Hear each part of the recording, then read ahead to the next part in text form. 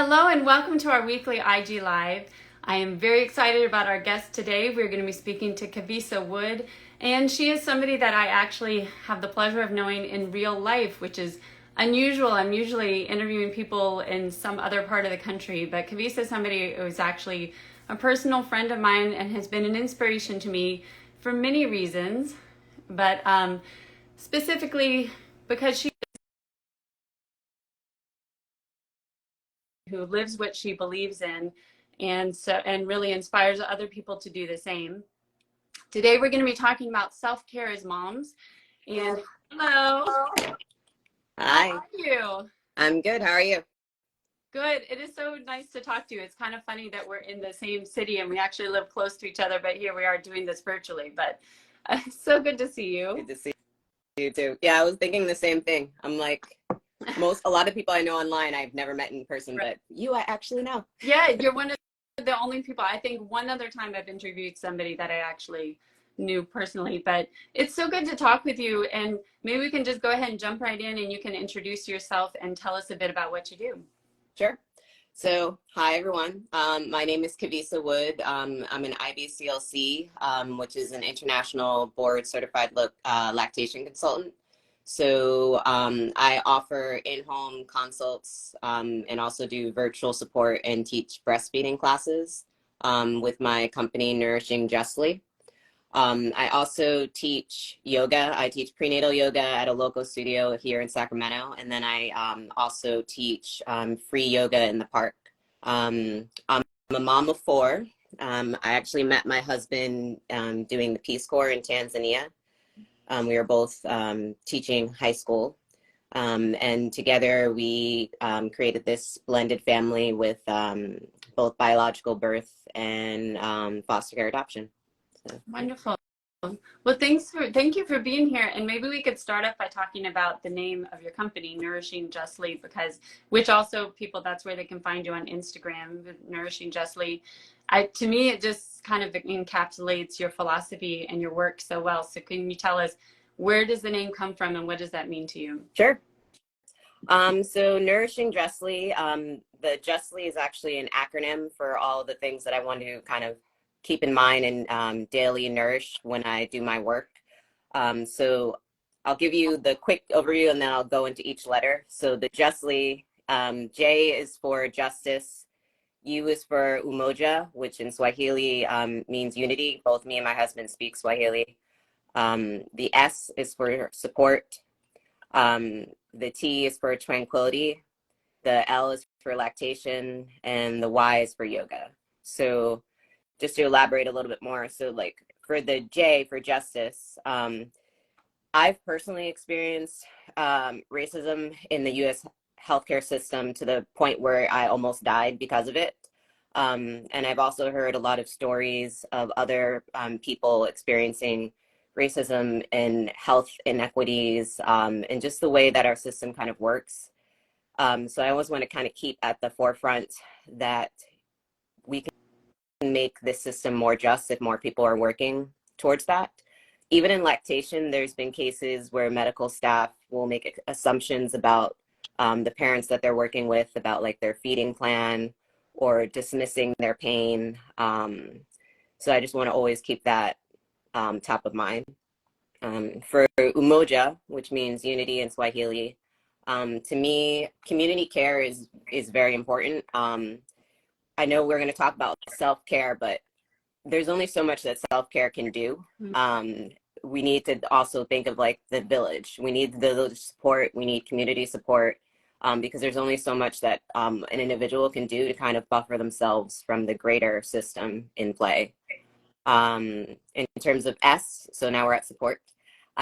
Support to me is important to be inclusive. I always want everyone to kind of feel safe and supported in my care. To me, it doesn't matter, like, it's for lactation, for example, whether you want to breastfeed for 3 years, whether you only want to breastfeed for a little bit, whether you want me to use the words chest feed, whether you want me to help induce lactation so that you can nurse your child that join your family through adoption. Like I want everyone to no matter where you're coming from, or what you need to get the support.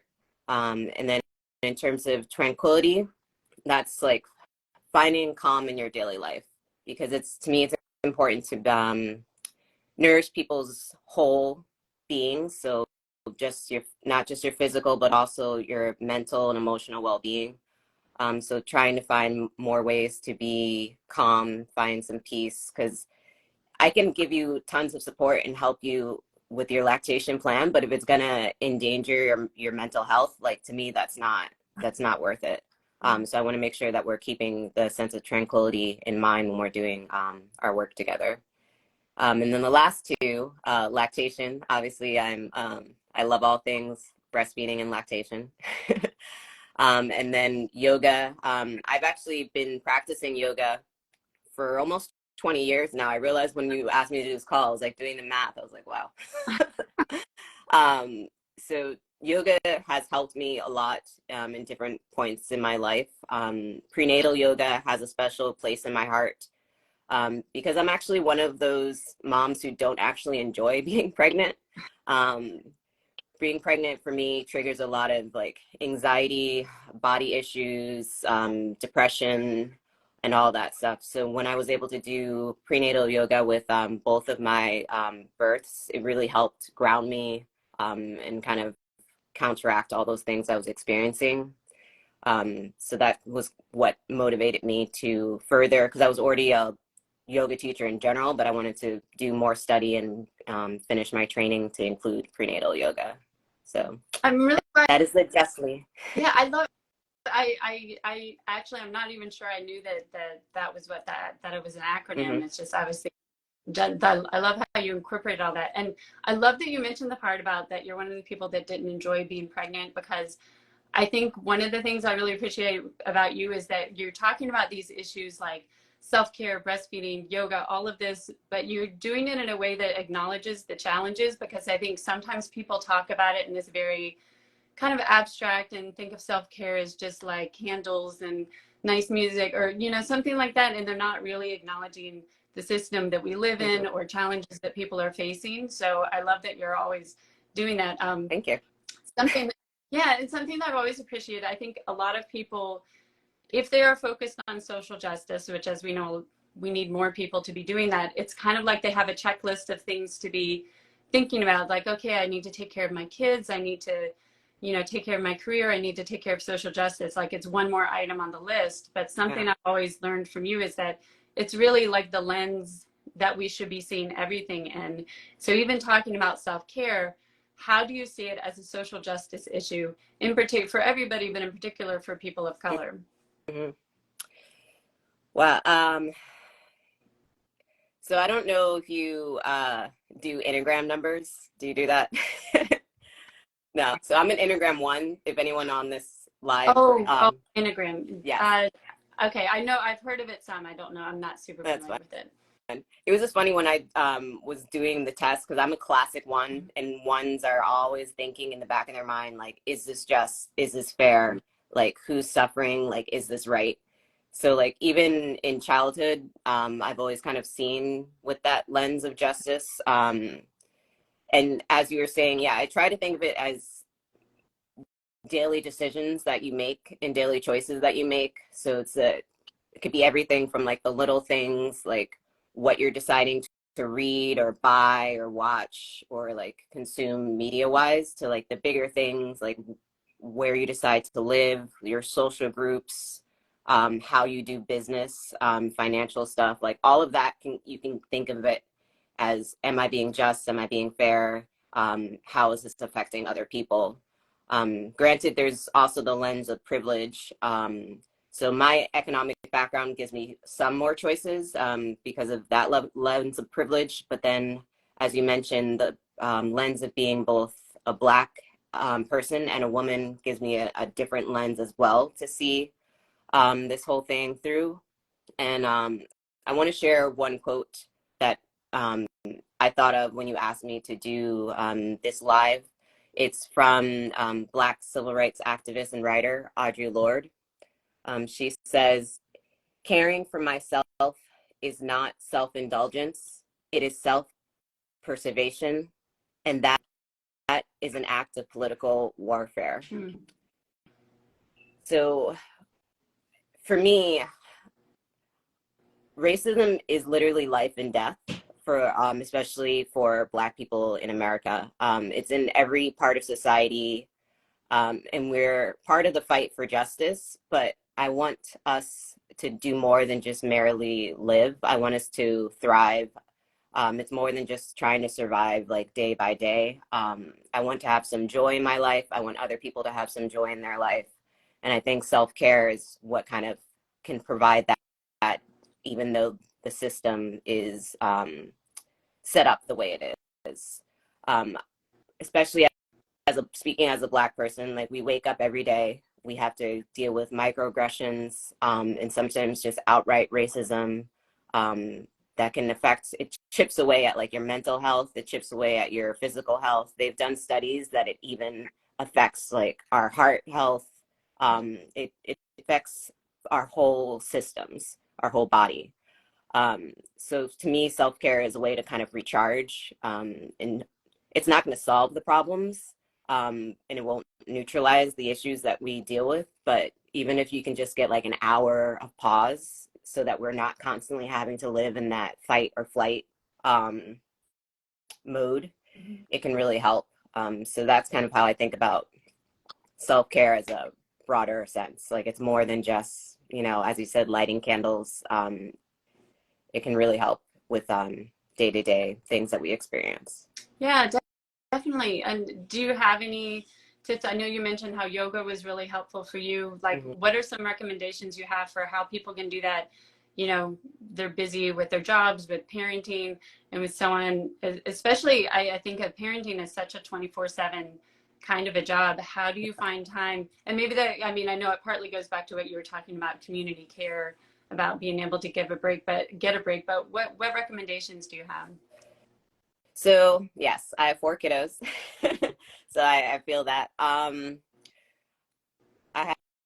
have a lot of thoughts. So first, I recommend trying to figure out a way to move your body almost every day.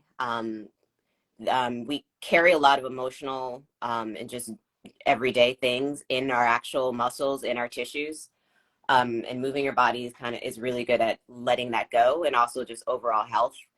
And I'm a big fan of people just finding what they like because everyone's different. I like running, I like yoga, I like boxing, but another person might like going for a walk or dancing. Like dancing, you can just put on 3 songs, dance in your room, twerking counts, and just like let it go, because those things they're really important to get the body moving. If you can go out, make a way to go outside as often as possible, because the sunlight is healing. Meditation, I'm a big fan of meditation. I feel like when people hear the word meditation, they think one thing of someone just sitting quietly for like half an hour not moving. And I just want to encourage people to kind of explore, because there's tons of different types of meditation. There's visualization, there's guided meditations, and there's a lot of free apps that you can get guided meditations if it helps you focus. One of my favorites is loving kindness meditation. So it kind of takes you through sayings that you say to different groups of people in your mind, and it helps you have a sense of compassion for yourself and compassion for other people. I actually included me and my kids and my family. We actually say a shorter version of the loving kindness meditation as part of our blessing over dinner. So you can include the kids too. There's also walking meditation. So if you're a person who needs to be in movement, you can still do that. I've been exploring tapping meditation recently. I don't know if folks have heard of that, but you're basically like tapping different parts of your body while you say affirming phrases. And that's also good for people who have a hard time kind of sitting still, and they want to use that movement and kind of cleanse it throughout the body. Breathing meditations, I'm a huge fan. I try to incorporate breathing meditations almost every day. Some days I'm really strapped for time, and it's literally like 1 minute. My go-to is what's called the 4-7-8 breath. So basically, you inhale for 4 seconds, you hold your breath for 7 seconds, and then you exhale through the mouth for 8 seconds. And if holding your breath isn't a good thing for you, especially if you're pregnant, you can just make your inhale shorter and your exhale longer, because that triggers the parasympathetic nervous system, the kind of rest and digest part of our bodies. So simply just putting your hand on your heart, your hand on your belly, and just letting your inhale be shorter and your exhale be longer. And just 1 minute of that can really kind of reset. In terms of, drink water. Yes. Drink water. Yeah, and I think that's pretty much. Oh, in terms of trying to find time. So when I talk to other people, other parents, I feel like the first step for them is really accepting the fact that self-care is not selfish, and really letting go of any guilt you might have around prioritizing yourself. And I feel like once that mind shift happens, that makes finding time a little bit easier. So like my family, they know, like my husband does Sunday pancakes, and they know I'm not really going to be part of that whole making and eating process, because that's the time that I can get my longest run in the morning. So like they're supportive of that, they understand that, and I just let go of the guilt. Like I'm there for dinner times, I'm there for their soccer, basketball games, so it's like you don't have to be there or part of every single step, because you matter too. So that's, I think, the first step of making time for self-care. And then also, I recommend, if you have kids, trying to have a quiet time. So during that quiet time, the kids either have to play by themselves, they can read or nap if the kids are still napping. And try not to do chores during that time, because I feel like a lot of parents I talk to, that's when they try to do all the chores. Right. But I encourage you to not use that time for chores if possible, or at least not all of that time, and really use that time to do something for yourself. Like if you like taking a long bath, that can be at that time. If you want to read, get some reading in.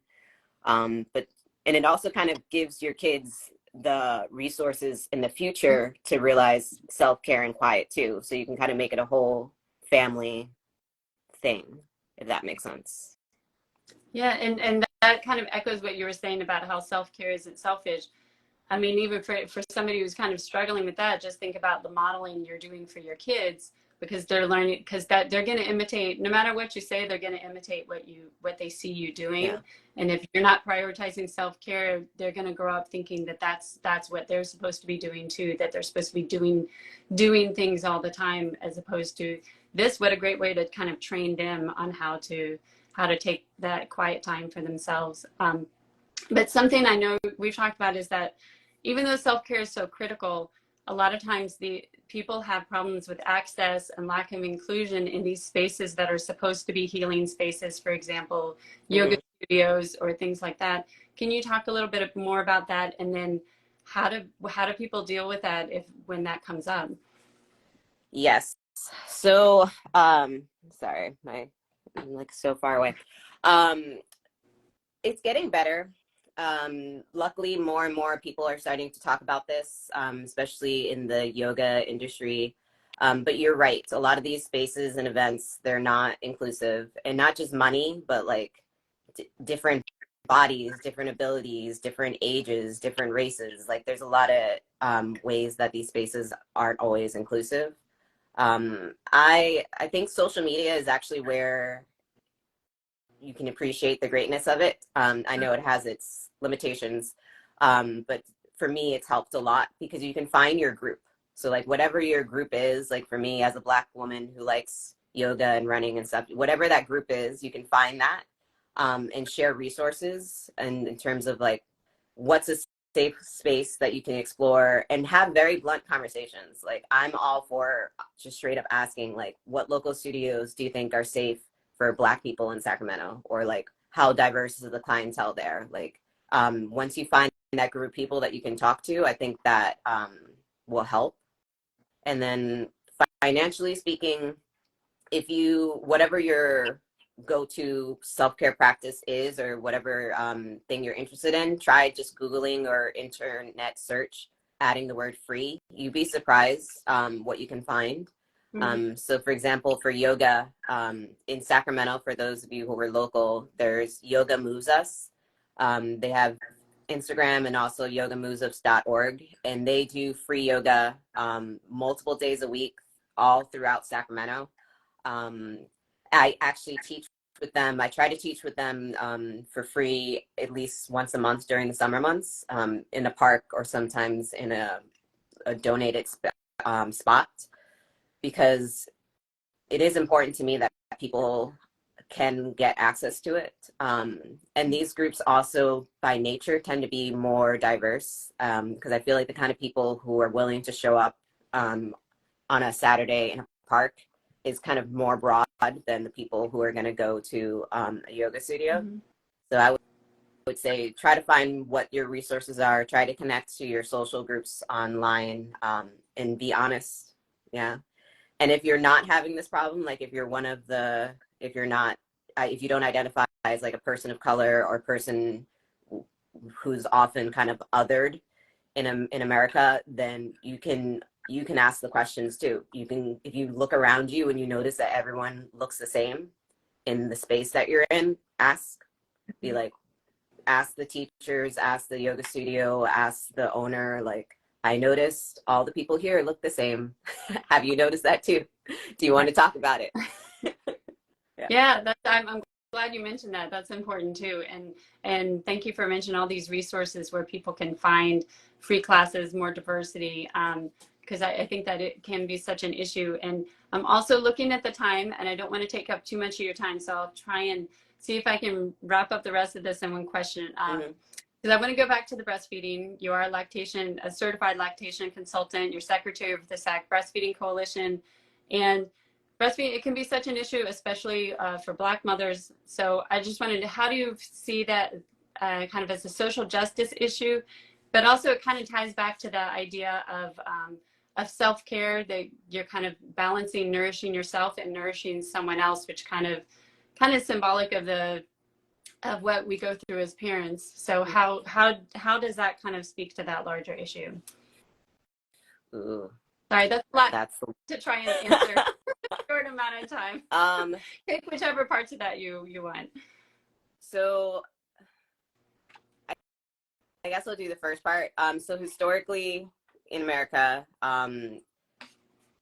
Black folks who were enslaved, they would give birth, maybe get one day of rest, and then they'd be forced to work back in the fields, often not able to breastfeed their own children, but then also forced to breastfeed the enslavers' children. So that caused some kind of pushback as time went on, so that Black people sometimes they chose not to breastfeed as an act of resistance. Right. And then you add in formula companies have had a history of targeting Black people. And then you add on the racism in the healthcare system. And then you get much lower rates in the African American community for breastfeeding compared to other demographics. So that is why the breastfeeding is also like a social justice issue for me, because there's all these health benefits that you might already know about for breastfeeding. Your child will have lower instances of illnesses, disease, cancers, and sometimes it's even life-saving in terms of like SIDS, and neck and all these other things that a child can get. And it's also health benefits for the mother, because the longer you breastfeed, it lowers your risk of getting certain cancers as well, and like hypertension and all of that. So it's more than just like, oh, wouldn't it be nice to breastfeed? Like some of these issues actually have like repercussions. So that's what motivates me to get involved in SAC Breastfeeding Coalition, because it's taking care of yourself, it's taking care of your family, and I want to honor everyone's choice. Like if you choose not to breastfeed, then that's fine. I'll honor your feeding journey. I'll give you support where you need it, but it has to be like an actual choice. It can't be something that's just because you couldn't get nourishing support or because someone treated you away. because then that's not a choice. You had that choice taken from you. I feel like I didn't answer all of your question, but it was a hard question. That was, I think it was like 3 or 4 questions in one. So that was a great answer. And I think that kind of also kind of wraps up like a kind of in general what we've been talking about taking care of yourself, taking care of your loved ones, but doing it in this context of the system that we know is unjust. And how do we deal with that? How do you find support for your own journey, like you said, to make sure those choices aren't taken away from you, but that you are making these decisions for yourself? And one way to do that is with support. So make sure go to Kavisa's Instagram, and you can get to the link in the bio to the website. Or what is the URL for your website if people want to do it that way? So everything is Nourishing Justly. So on Instagram, it's at Nourishing Justly. My website is nourishingjustly.com. I also have Facebook. I'm not as active, but it's /Nourishing Justly there too. Great. So make sure go to her website and Instagram, check out all the resources that she has available. And thank you so much for taking the time to talk with us. This is really wonderful. Thank you. It was fun. Maybe I'll actually see you in person sometime soon. Hopefully. and not like when we're just passing by, like with all of our yeah, kids. you have a big family too. So it's always like, hi. Find the kids, but say hi. For anybody that joined us late, this will be up in a few minutes on Instagram, and later we will have it up on our YouTube channel. Thank you so much. You're welcome. Have a good day. Bye, everybody.